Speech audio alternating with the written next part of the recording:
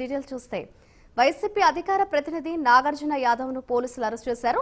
బెంగళూరు నుంచి వస్తుండగా కుప్పంలో అదుపులోకి తీసుకున్నారు. ఇటీవల AP CM Nara Chandrababu Naidu, Telangana CM Revanth Reddy, AP deputy CM Pawan Kalyan పై అనుచిత వ్యాఖ్యలు చేశారు. ఈ కేసులో నాగార్జున యాదవ్ ను అదుపులోకి తీసుకున్నారు పోలీసులు. అయితే ఈ నెల 25 వరకు నాగార్జున యాదవ్ ను అరెస్ట్ చేయొద్దని హైకోర్టు ఆదేశించడంతో కుప్పం పోలీసులు 41A నోటీసులు జారీ చేశారు. అనంతరం కుప్పం సరిహద్దుల్లోని తమిళనాడు సరిహద్దులో పోలీస్ బందోబస్తు మధ్య నాగార్జున యాదవ్ ను వదిలిపెట్టారు. అయితే 2 రోజుల్లో మీడియా ముందుకొచ్చి పూర్తి వివరాలు వెల్లడిస్తానని చెప్పి ఆయన వాహనంలో వెళ్లిపోయారు.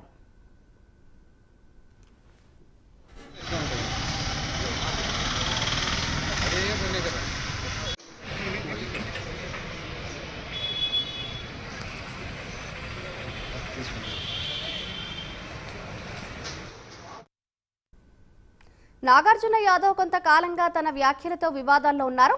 ఎన్నికలకు ముందు కుప్పం హైస్కూల్లో ప్రాంక్ వీడియోను సైతం నాగార్జున యాదవ్ చేశారు.